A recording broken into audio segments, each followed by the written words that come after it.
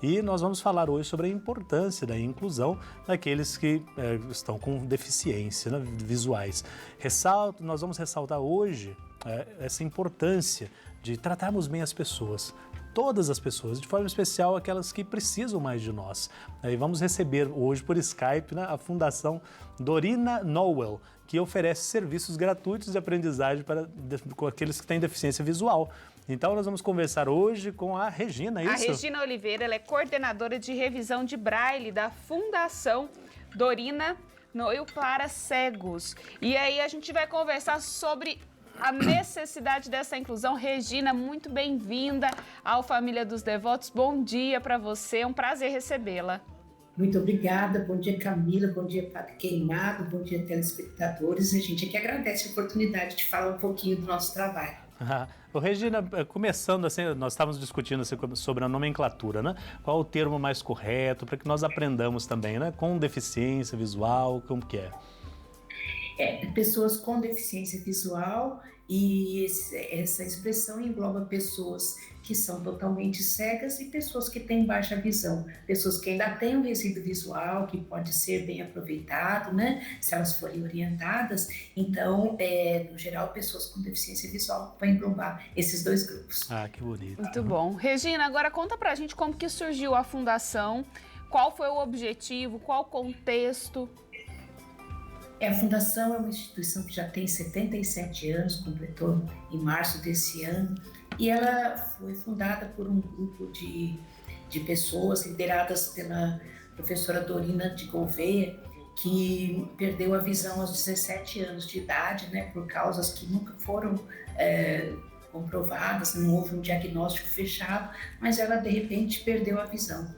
E aos 17 anos, claro que ela passou pelo período de luto que todas as pessoas passam quando tem uma perda, mas logo que ela superou esse momento, então ela sentiu a necessidade de voltar a estudar, e na época, isso foi lá em na década de 1940, na época da Segunda Guerra Mundial, então ela sentiu a falta de livros em Braille, que é o sistema natural escrito das pessoas cegas, né? Então, ela sentiu a necessidade de que houvesse livros para que ela e outras pessoas pudessem estudar. Então, ela com esse grupo de amigas começou então o trabalho, né, da fundação, na época chamada Fundação para o Livro do Cego no Brasil, isso lá em 1946. E então o objetivo inicial da instituição era a produção de livros para atender pessoas cegas em todo o Brasil.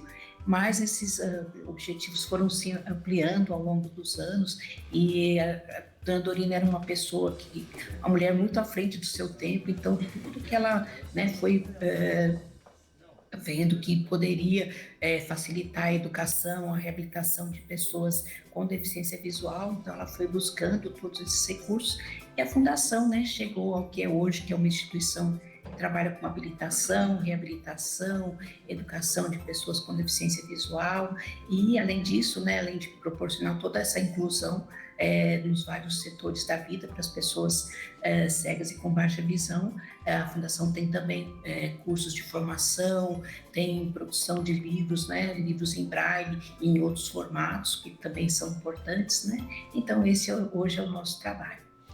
Falando sobre os livros em Braille, você pode contar um pouco sobre esse trabalho, porque a Fundação é referência na distribuição de livros de Braille, né? E um pouquinho para também contextualizar as pessoas em casa, como funciona esse sistema. Eu sei que é difícil de resumir, né? Mas o sistema Braille, aqueles pontinhos que a gente acha assim, nós não entendemos nada. Então, o Braille, a primeira versão do sistema Braille foi apresentada na França, por Louis Braille, que foi a pessoa que desenvolveu o sistema. Então, foi apresentada em 1825. Agora, daqui a um ano e meio, a gente vai completar 200 anos desse sistema, que é tão importante para a inclusão das pessoas com deficiência visual. E, então, ele é formado a partir de uma matriz de 6 pontos em relevo, então são 2 colunas de pontos, que então permitem a produção em relevo de todos os alfabetos, então ele foi adaptado para todos os alfabetos do mundo e permite a representação de símbolos da matemática, da química, da física, da fonética, da musicografia. Então, tudo que existe na escrita comum pode ser representado em braille.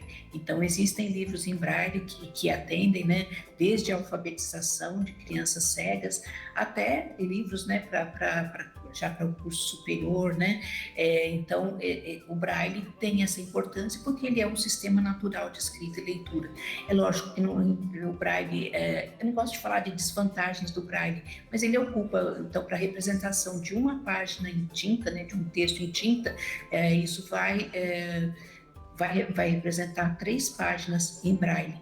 Então, os livros ficam grandes e tudo mais, então não é possível produzir em braille tudo que existe no mercado editorial. Então, por isso que a gente tem outros formatos, temos os livros falados, né, que são os audiolivros, temos livros digitais que as pessoas, então, podem usar no computador, em qualquer formato, né, para leitura, e podem interagir com esses textos, mas o braille é a única maneira, né, que as pessoas têm de fazer uma leitura natural. Então, para uma criança cega, o braille tem muita importância, porque é por meio do braille que ela vai aprender ortografia, vai aprender a simbologia de todas essas áreas de que eu falei, né? E a Fundação, então, produz. Atualmente, a Fundação é uma das organizações que produz livros em braille para o PNLD, que é o Programa Nacional do Livro Didático, né?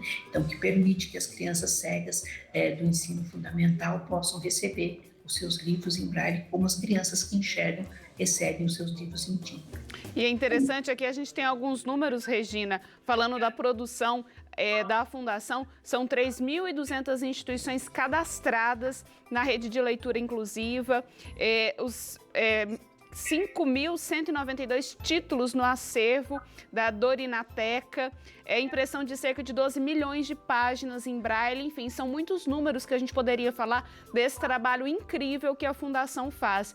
E acredito que seja importante a gente ressaltar a importância dessa inclusão, né? E às vezes a gente, quando vai fazer alguma atividade, a gente não pensa nas outras pessoas que têm algum tipo de deficiência. Então, essas pessoas que precisam ser incluídas também, para que não haja nenhum tipo de discriminação. Então, Regina, eu queria que você ressaltasse a importância dessa inclusão, para que quando a gente for pensar nas atividades, a gente pense também nas pessoas que tenham algum tipo de deficiência visual.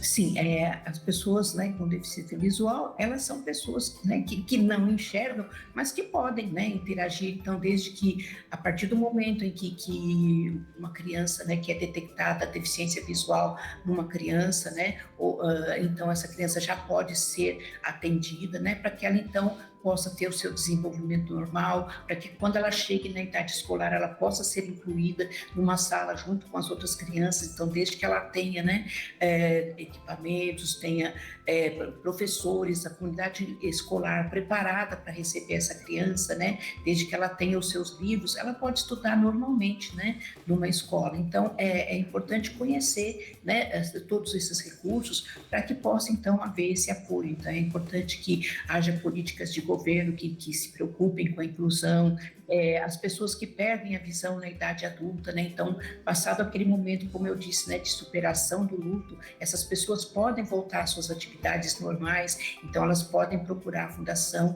e elas podem, então, aprender a se locomover com independência, com autonomia, elas podem aprender a cuidar no seu dia a dia, cuidar da sua própria higiene, cuidar da sua alimentação, cuidar da sua casa, dos seus filhos. Então, tudo isso é possível, né? As pessoas podem retornar ao mercado de trabalho desde que os empresários tenham conhecimento, né, de que essas pessoas eles entendam, né, acreditem que essas pessoas podem voltar ao mercado de trabalho desde que ela tenha algumas adaptações, né, no seu ambiente. Então, tudo isso é possível. Então, o importante quando a gente, né, se relaciona com uma pessoa com deficiência, no caso da pessoa com deficiência visual, é saber se aproximar dela e perguntar quais são as necessidades dela, né? Ela mesma vai saber dizer, né, do que ela precisa, que tipo de ajuda, se ela precisa ou não de ajuda. Então é importante conversar com essa pessoa, né? Entender, derrubar alguns mitos, né? Então é muito comum as pessoas,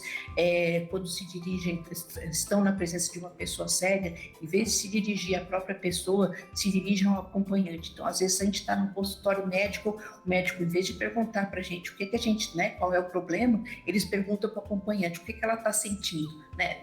Quem sabe o que eu estou sentindo sou eu, né? Então é saber que a pessoa tem uma limitação visual séria, ou é totalmente cega, mas ela pode ouvir, ela pode falar, né? Às vezes pode haver uma pessoa cega que tem uma dificuldade auditiva, mas nem toda pessoa com deficiência visual tem, né, essa dificuldade. Então não é preciso gritar quando se aproxima dessa pessoa. Então você pode se aproximar dela, tocar levemente no braço, né, para que ela saiba que você está se dirigindo a ela. Então são alguns cuidados, né, algumas coisas que as pessoas precisam conhecer, né, e que vão facilitar bastante o relacionamento, né, a inclusão das pessoas com deficiência visual. Inclusive, em geral, as pessoas com deficiência visual têm uma audição mais sensível, mais apurada, não é isso? Pelo fato de usar mais a audição, né? Então a gente acaba, né, desenvolvendo. É claro que existem pessoas que têm, né, dificuldades auditivas, além das dificuldades visuais. Existem também as pessoas com surdo-cegueira, né? Que aí é uma deficiência um pouco mais severa, que aí vai demandar outras necessidades. Regina, muito obrigado. Uma mensagem final, Regina, para as pessoas que nos acompanham, como podem ajudar a fundação, né, nessa linda fundação da Dorina Noel para cegos?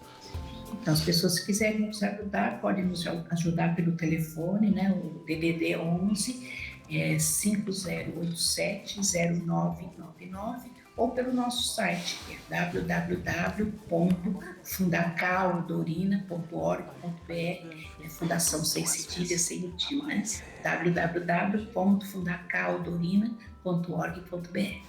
Regina, muito obrigada, viu, por trazer tanto conhecimento para quem está em casa, para que a gente possa vencer preconceitos também, viu? A gente precisa conhecer e saber trabalhar em sociedade da melhor maneira para que todos possam viver bem. Muito obrigada, viu, Regina? Bom trabalho para você com a Fundação. Um bom dia para todos.